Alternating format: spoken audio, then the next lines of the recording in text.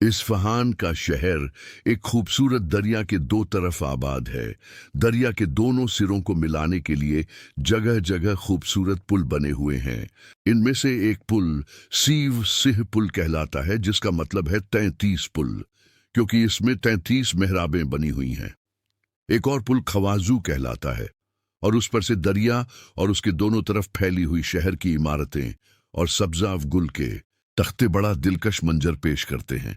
Isfahan अपनी नफीस आब व हवा के लिए भी बहुत मशहूर रहा है और अल्लामा हमवी रहमतुल्लाह अलैह ने लिखा है कि यहाँ न सिर्फ यह कि कीड़े मकोड़े नहीं होते, बल्कि खाना भी जल्दी नहीं सड़ता और फल जल्दी खराब नहीं होते, बल्कि उन्होंने यह रिवायतें भी नकल की हैं कि यहाँ कब्रों में मुर्दों का जिस्म भी काफी मुद्दत तक सही सालिम रहता है।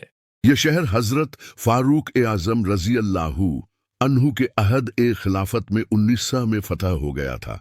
उस वक़्त यहाँ काजोस्तान नामी बादशाह की हुकूमत थी।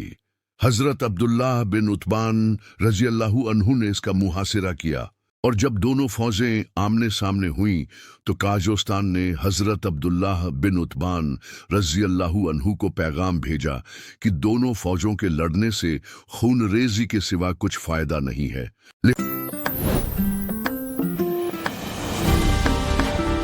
अस्सलामुअलैकुम, आप देख रहे हैं मिस्टर हबीब ब्लॉग्स की ऑडियो सीरियल। साथ रहने के लिए हमारे चैनल को फॉलो करें और सब्सक्राइब करें और अपनी कीमती राय से हमें जरूर आगाह करें।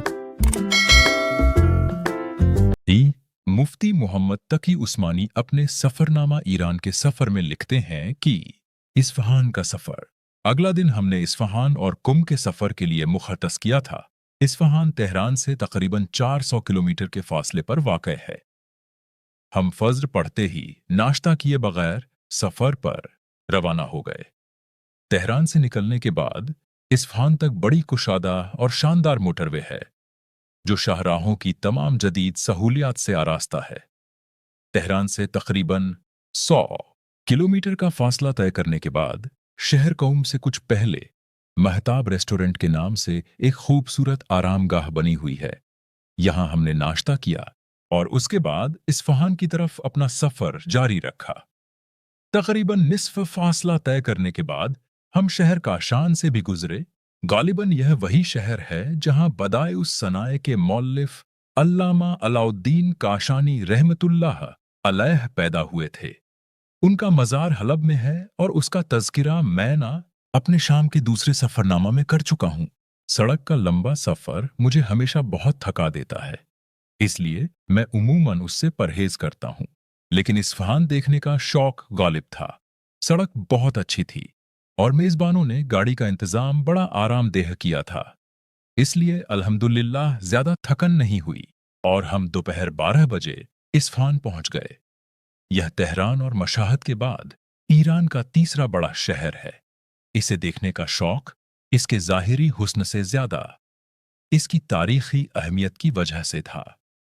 यहाँ से हर इल्म व फ़न के बड़े बड़े मशाहीर पैदा हुए, जिनमें मुहद्दिसीन में हाफिज इब्न मंदा रहमतुल्लाह अलैह और इमाम अबू नुऐम इस्फहानी रहमतुल्लाह अलैह 430 हैं, जिनकी किताब हिल्यतुल औलिया बुजुर्गाने दीन के तज़किरों का बड़ा माखज़ है। मुफस्सिरीन में से इमाम रागिब इस्फहानी रहमतुल्लाह अलैह 502 हैं, जिनकी किताब मुफरदातुल कुरान लुगातुल कुरान पर अथॉरिटी की हैसियत रखती है। अदबा में से अबुल फरज इस्फहानी मुतवफ़ी 360 हैं, जिनकी किताब अल अघानी अरबी अदब का इंसाइक्लोपीडिया है। ज़ाहिरी फ़िक़्ह के बानी इमाम दाऊद ज़ाहिरी रहमतुल्लाह अलैह मुतवफ़ी 217 हैं, जिन्होंने फ़िक़्ह में एक मुस्तकिल मकतब ए फ़िक्र की बुनियाद रखी। अक़ाइद ऑफ कलाम में अल्लामा अबू बकर इब्न फ़ौरका रहमतुल्लाह अलैह मुतवफ़्फ़ी 406 हैं, जिनकी किताब मुश्किलुल हदीस माखिज़ की हैसियत रखती है। शहर इस्फहान में इतनी बड़ी तादाद में इल्म व अदब की शख्सियात पैदा हुई है कि अल्लामा याकूत हमवी रहमतुल्लाह अलैह ने यहाँ तक लिख दिया है कि وقد خرج من أصبهان من العلماء والأئمة في كل فن ما لم يخرج من مدينة من المدن. وعلى الخصوص علو الإسناد فإن أعمار أهلها تطول، ولهم مع ذلك عناية وافرة بسماع الحديث. इस्फहान अपनी नफीस आब व हवा के लिए भी बहुत मशहूर रहा है, और अल्लामा हमवी रहमतुल्लाह अलैह ने लिखा है कि यहाँ न सिर्फ यह कि कीड़े मकोड़े नहीं होते, बल्कि खाना भी जल्दी नहीं सड़ता और फल जल्दी खराब नहीं होते, बल्कि उन्होंने यह रिवायतें भी नकल की हैं कि यहाँ कब्रों में मुर्दों का जिस्म भी काफी मुद्दत तक सही सालिम रहता है। वल्लाहु सुब्हानहु आलम। यह शहर हजरत फारूक ए आजम रजी अल्लाहु अन्हु के अहद ए खिलाफत में 1900 में फतह हो गया था। उस वक़्त यहाँ काजोस्तान नामी बादशाह की हुकूमत थी। हजरत अब्दुल्लाह बिन उतबान रजी अल्लाहु अन्हु ने इसका मुहासिरा किया, और जब दोनों फौजें आमने सामने हुईं तो काजोस्तान ने हजरत अब्दुल्लाह बिन उतबान रजी अल्लाहु अन्हु को पैगाम भेजा कि दोनों फौजों के लड़ने से खून रेजी के सिवा कुछ फायदा नहीं है, लिहाजा आओ हम दोनों तन्हा एक दूसरे का मुकाबला करें। अगर मैंने तुम्हें कत्ल कर दिया तो तुम्हारा लश्कर वापस चला जाएगा, और अगर तुमने मुझे कत्ल कर दिया तो मेरे साथी तुम्हारे साथ सुलह कर लेंगे। हजरत अब्दुल्लाह बिन उतबान रजी अल्लाहु अन्हु ने यह तजवीज़ मंजूर कर ली। दोनों का मुकाबला हुआ। हजरत अब्दुल्लाह बिन उतबान रजी अल्लाहु अन्हु ने काजोस्तान को पेशकश की कि पहले तुम हमला करो। काजोस्तान ने हमला किया तो हजरत अब्दुल्लाह बिन उतबान रजी अल्लाहु अन्हु के घोड़े की जीन वगैरह कट गई, लेकिन वह अपनी जगह सही व सालिम और साबित कदम खड़े रहे। फिर हजरत अब्दुल्लाह बिन उतबान रजी अल्लाहु अन्हु ने कहा कि अब मैं हमला करूंगा, तुम तैयार हो। लेकिन इस मौके पर काजोस्तान ने कहा कि मैं तुम्हारी साबित कदमी देख चुका हूं, अब मैं तुमसे सुलह करके शहर तुम्हारे हवाले करने को तैयार हूं।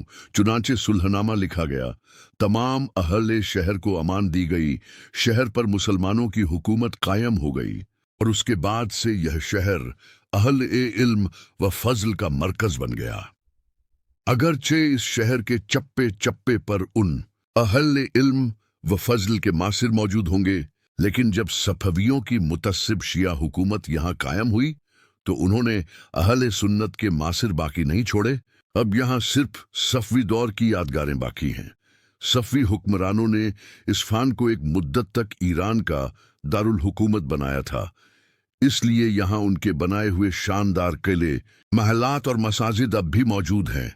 पुराने शहर के इलाके में पहुंचकर हमारे रहनुमा हमें उस चौक में ले गए जो मैदान ए नक्शे जहां के नाम से मौसूम है।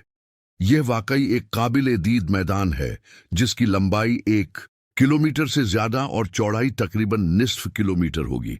इसके एक तरफ एक आलीशान मस्जिद है और 3 तरफ फसील है, और एक जानिब फसील पर निहायत पुरस्कोह बुर्ज बना हुआ है।